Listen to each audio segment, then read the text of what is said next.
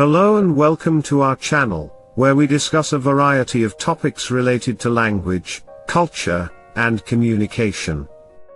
In today's video, we will be exploring the concepts of domestication and foreignization in translation. Background. Translation is the process of converting a text or speech from one language into another while maintaining its meaning and style. However, there are different approaches to translation, each with its own set of advantages and disadvantages. Domestication and foreignization are two of these approaches. Domestication refers to the process of making the translated text or speech more familiar and natural to the target audience.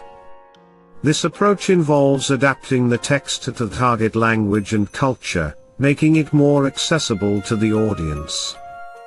The aim of domestication is to produce a text that reads as if it were originally written in the target language.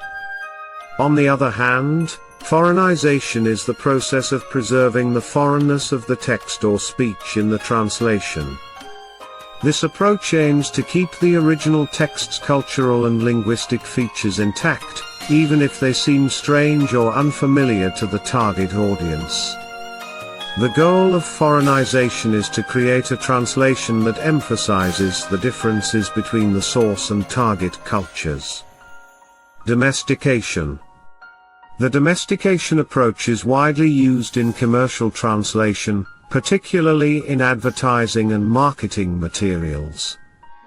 The idea is to create a translation that is easily understandable and culturally appropriate for the target audience. This approach is particularly useful when the text or speech contains idiomatic expressions, cultural references, or slang that are difficult to translate directly. For example, let's say we want to translate a Japanese advertisement for a skin care product into English. The original text may contain expressions that are difficult to translate directly, such as mochi mochi skin, which refers to skin that is soft, plump, and smooth, like mochi rice cakes.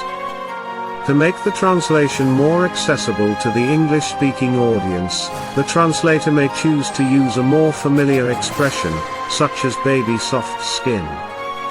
Foreignization.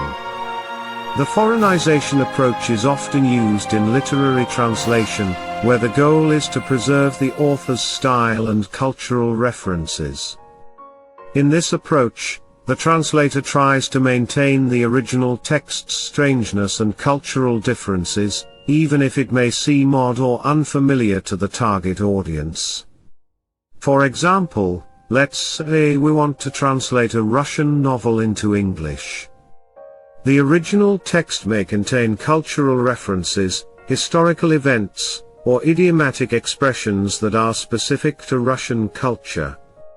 To preserve the original text's authenticity, the translator may choose to keep these references and expressions in the translation, even if they may not be easily understood by the English-speaking audience.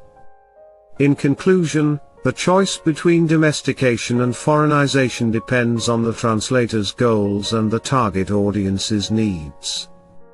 Both approaches have their strengths and weaknesses, and the translator must carefully consider which approach to use depending on the context.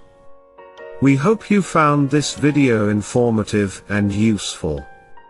If you have any questions or comments, please feel free to leave them below. Thank you for watching, and we'll see you in the next video.